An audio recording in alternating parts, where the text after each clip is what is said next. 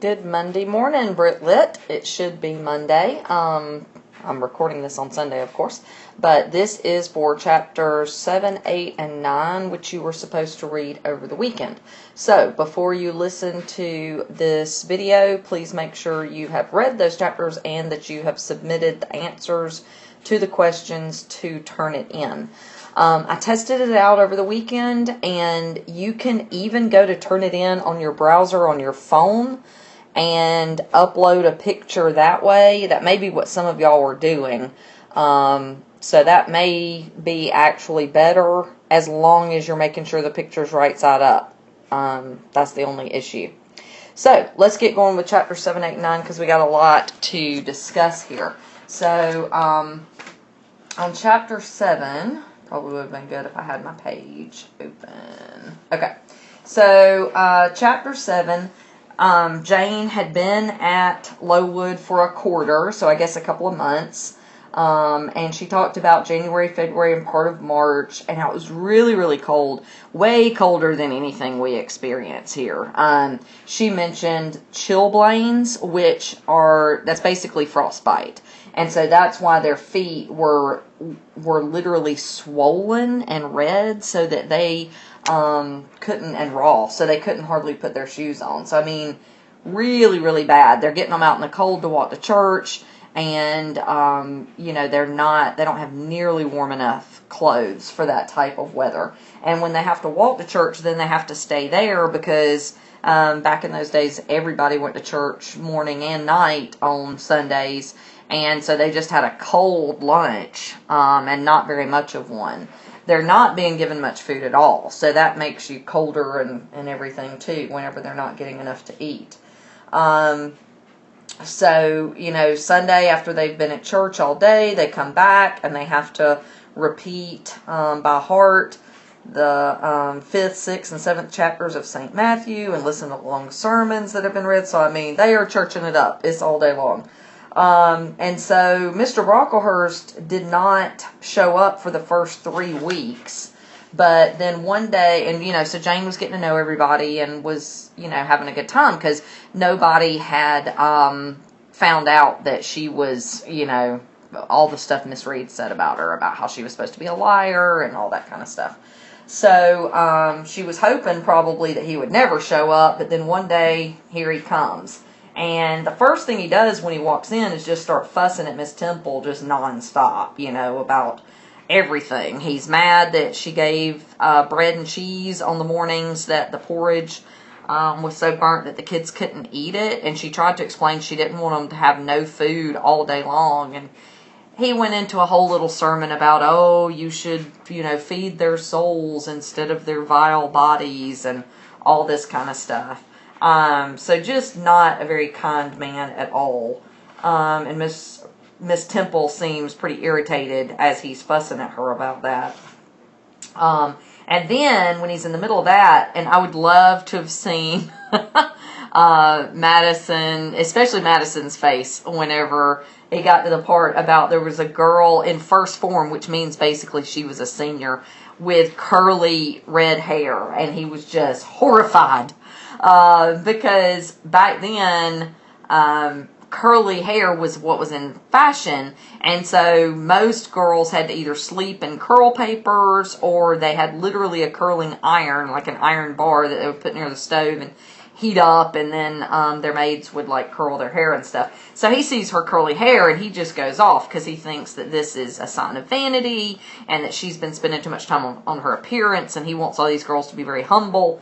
And Miss Temple tries to explain, that's just how the girl's hair does. That's her natural hair. And then he makes the whole first form stand up, so all of the senior girls, and turn around and face the wall, and declares that all of their top knots have to be cut off. And that's basically a bun. Just imagine if y'all were at formation one morning and they had all the senior girls turn around and they're like, nope, we're tired of trying to tell y'all to keep your hair up in a bun. We're just cutting it all off. We'll have a barber here next week. There would be an uprising. And so the girls are not happy at all. And so then, just as he had been going on his little tirade about how they needed to have plain hair, they needed to be humble in appearance and all of this, Here come his own daughters in, right? And so that's number 4. Discuss the hypocrisy of Brocklehurst in this chapter, especially with regard to his treatment of the orphans and his treatment of his daughters. He keeps talking about the correct way to raise these girls is to be very humble and very godlike, and if something disappoints them, they should just think about Jesus. But his own daughters come in wearing like rich silks and furs, and like their hair is elaborately curled. His wife even has what's called a false front, so basically a weave.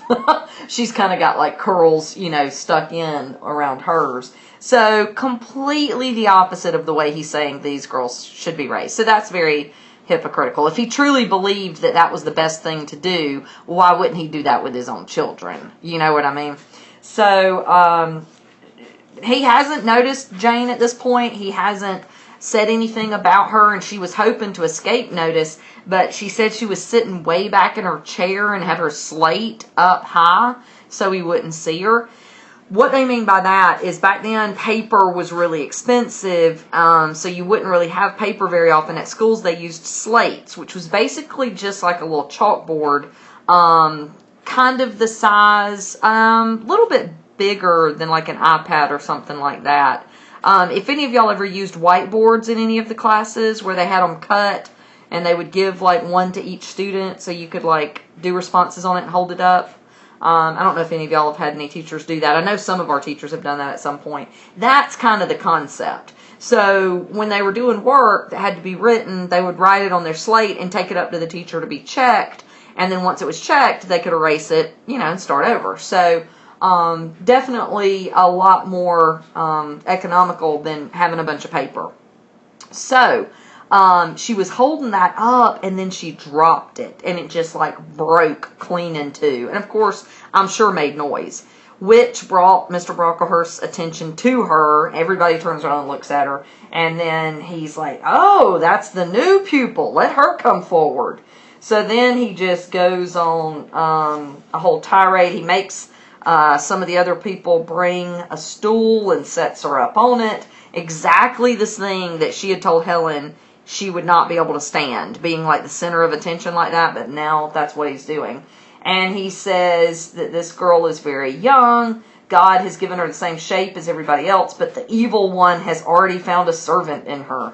He says, this girl is a castaway. You must be on your guard against her. You should shun her. Teachers, you should watch her constantly. Punish her body to save her soul.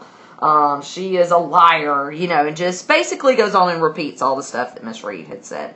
Jane is horrified. Goodness, this is exactly what she had said she would not be able to stand. And she thinks everybody's going to hate her now, and all the teachers are not going to trust her. And she's just so upset. Like, she really seems like she is probably about to have a panic attack. And so Mr. Brocklehurst leaves with his family and turns around and says, let her stand half an hour longer on that stool and let no one speak to her during the remainder of the day. So we already did that one. That's this one. Her worst fear is that she would have to do like Helen and be called to be in the center of everybody with all eyes on her and getting in trouble. So she almost has a panic attack. She says her feelings were stifling her breath and constricting her throat. So I think she was well on her way, but who helps her? Do you remember? Helen comes up there. Helen walks up to the front of the room. She makes up an excuse to go up to the front of the room and ask the teacher a question, and looks up at her as she goes past. And then as she comes back past, even though she got in trouble for asking a stupid question, she smiles up at Jane. And Jane is able to just sort of like straighten her shoulders and, okay, I can get through this, and that really gives her the courage to carry on. And I don't know why exactly, other than, sometimes when you feel like you're all alone and stuff like that, just somebody letting you know they're there for you can make a massive difference. And so that really helps her. So that's chapter 8. Chapter 7. So moving into chapter 8, after she had stood there for half an hour, everybody else had been dismissed to tea. So she finally gets down and just starts sobbing. She's there by herself. It's getting dark. She's freezing. And finally Helen comes in there to see about her and make sure she's okay, and was trying to give her something to eat, but she was too upset to even eat anything. And Jane's like, why do you stay with me? Everybody thinks I'm a liar. And she's like, well, not everybody. There's only 80 people in the school. Very practical. And, but no, she does go on to point out that if Mr. Brocklehurst had made her a great favorite and had come and been like, oh, this is a perfect student, then she might have enemies. But as it is, most everybody probably just pities her. And she said, as long as you keep going on like you've been going, everybody's going to look more at, what you're actually doing rather than what he said, because he's not a favorite in the school.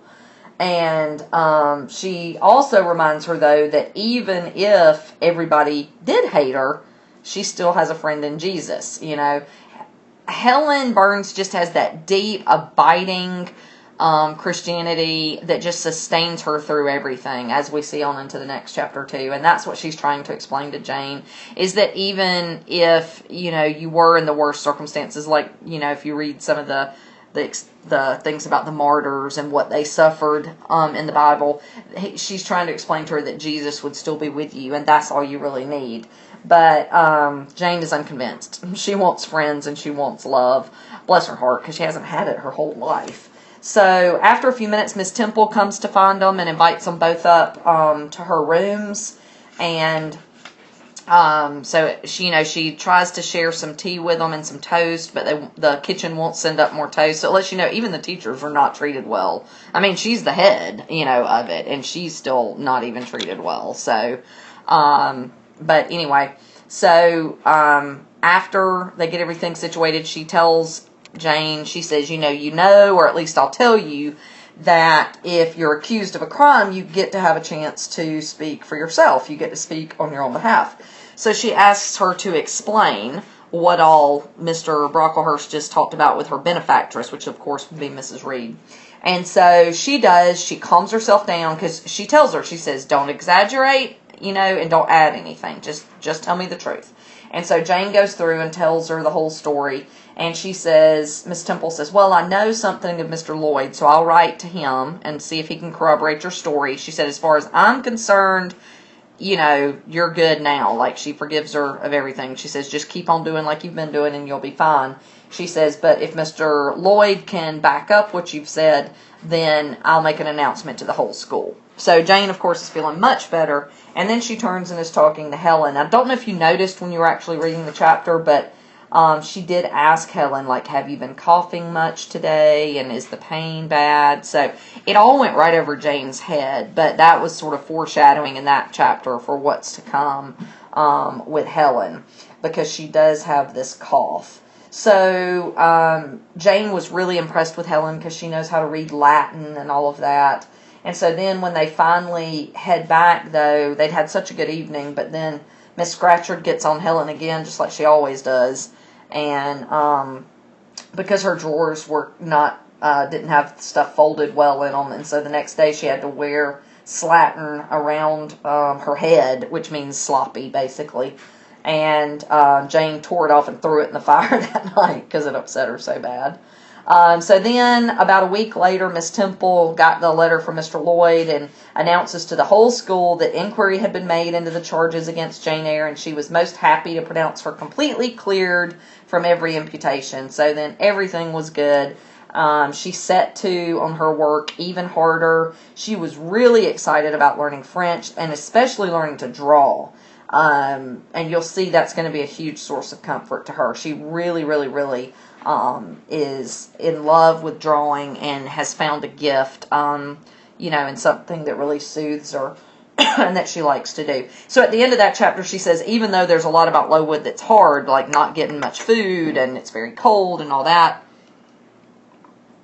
she says now she wouldn't trade it for Gateshead and all its luxuries, even if she could. So that answered those two. Helen gives Jane the advice that, even if everybody else turns against you, you still have Jesus. And then Miss Temple treats Helen and Jane so kindly. And I asked you to infer why that might be. First of all, she's just very, very nice, but also she obviously doesn't like Brocklehurst either. I mean, he's just a pompous hypocrite, and he's horrible to these poor orphan children. And so she feels bad for what Jane went through, and she's very, very worried about Helen, which we see more in the next chapter.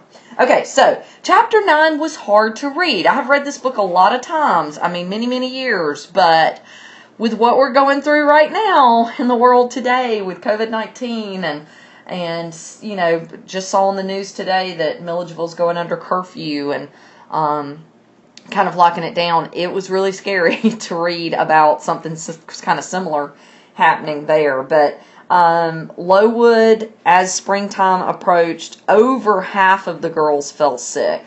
And I don't know if you caught what they were sick from, but they were sick from typhus or from typhoid fever, which is what Jane's parents died from. Do you remember? We learned that earlier. So maybe that's why Jane didn't get sick. Maybe she had, some sort of immunity built up from having been exposed as a baby or something. I'm not sure.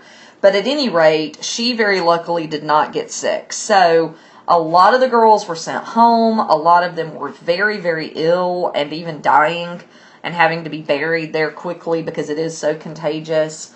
And then the ones who were still well, they basically wanted them to go outside, stay outside, go play, don't be around the sick kids. So Jane had a great spring, romping all through the woods and the meadow and all that. And the mean lady who was in charge of the cafeteria and stuff left because she was scared of getting it. So the new person that they hired was much kinder and gave them a lot more food and stuff like that. So things were kind of looking up for those who didn't get sick. And so then one evening when Jane's coming in, she had started hanging out with somebody named Mary Ann Wilson because Helen was too sick to go outside. So Jane thought, at first she wasn't sure what she had, but then she heard she had consumption, which she thought, oh, that's probably not as serious as typhoid. Of course, we know consumption is the other word for tuberculosis, which has just killed, tons of people. It's actually more serious. But Jane didn't know that. So she was coming back in one evening with a little plant, and she saw that the doctor's carriage was there. And she suddenly realizes that maybe he was there to see Helen. So she runs up to a nurse and says, how is Helen Burns? And she was told very poorly. And she asked what Mr. Bates said about her. And the nurse said, he says she'll not be here long. So she realizes that Helen is probably going to die very soon. And she's horrified and is just determined that she's got to see her. Okay? So that's really that one, that when she realizes she's truly, truly ill, she decides she's got to see her one last time before she passes away. And then that one we did too. Of course, it's typhus or typhoid fever that struck Lowood Institution. The bad effects were that it killed a lot of girls. I mean, it was very serious, very contagious. The good effects for those that didn't get sick is that they had a lot more freedom. They could kind of roam the countryside, and they got a lot more food because they got rid of that terrible housekeeper, the lady who didn't give them much food. So it's the middle of the night, and Jane goes sneaking up to Miss Temple's room because she has heard that that's where Helen is. And so she goes up there, and she's scared she would find her dead. But there's a little bed. They call it a crib, but back in that time, you may have noticed this earlier in the book too, that Jane would prefer to sleeping in a crib. They don't mean what we mean in today's time. They basically just mean a small bed or a cot, kind of like a twin bed or something smaller. So they don't mean like a crib. So anyway, she goes up there. There's a nurse in there with Helen, but the nurse is asleep. So she calls to her, and Helen is there, but she's very, very weak. And she tells Jane to get under the covers with her because it's cold, and Jane's barefoot. And so they're lying there talking, and Jane asks, are you going somewhere, Helen? Are you going home? And she says, yes, to my long home, my last home. And Jane is horrified, but Helen says, no, don't worry. She says, I'm very happy, Jane. And when you hear I'm dead, you must be sure and not grieve. There's nothing to grieve about. And so she is completely at peace. And again, Helen is just that type of amazing person who has such a relationship with her maker that, she's ready to go, and she is completely at peace about it. It was so sad to me because she even said that, she said, well, my father has remarried, so he won't miss me. And I was like, oh my gosh, that's terrible. But she tells Jane she has faith in God and believes that God, loves her and that she will be going to heaven. And so then she says the last fit of coughing tired her out. But she tells Jane not to leave, and so Jane stays with her, and they go to sleep. So when Jane wakes up the next day, she says, an unusual movement roused me. I looked up, I was in somebody's arms. So, you probably remember that from when you were little. Sometime you fell asleep and one of your parents would carry you from like the couch or the car or something to your bed. So she wakes up and she's being carried back to her bed. And it's not until a day or two later that she finds out that Miss Temple had come back to her own room at dawn because she'd been in the sick room all night with a child who was feverish and delirious, and had come back and had found Helen lying there asleep, her face against Helen Burns' shoulder, and Helen was dead.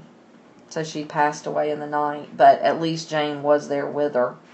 In the last paragraph of that chapter, she says, her grave is in Brocklehurst churchyard. For 15 years after her death, it was only covered by a grassy mound. But now, a gray marble tablet marks the spot, inscribed with her name and the words Resurgam, which is Latin for I shall rise again. So, Helen's final hours are spent with Jane at peace, knowing that she's going to heaven, knowing she's going to die, but not frightened of it at all, and even helping Jane, to try not to be frightened. And I think it's interesting that in that last chapter, we know Jane is narrating this book as an adult, telling us about what happened as a child. So we can definitely infer that when she says for 15 years, Helen just had an unmarked grave, but then she said after that, now there's a gray marble tablet, which would be very expensive, with Helen's name inscribed on it, and Surgeon, which again means I shall rise again. So we can infer or assume that Jane probably put that there once she was an adult and had the means to do so. So, again, that was a rough chapter to read with everything that's going on. I hope y'all are staying well. I hope you're staying home. I miss you all a lot. It's hard just teaching to my iPad. But I hope that this is working, still being able to hear it. We are, as a faculty, looking into some other types of things to do. We may try doing something with Zoom or some of those other kind of video conferencing at some point, which would be really good. But please stay well. Please stay at home. It is serious, and we need to take care of each other by staying home. Okay? Y'all take care.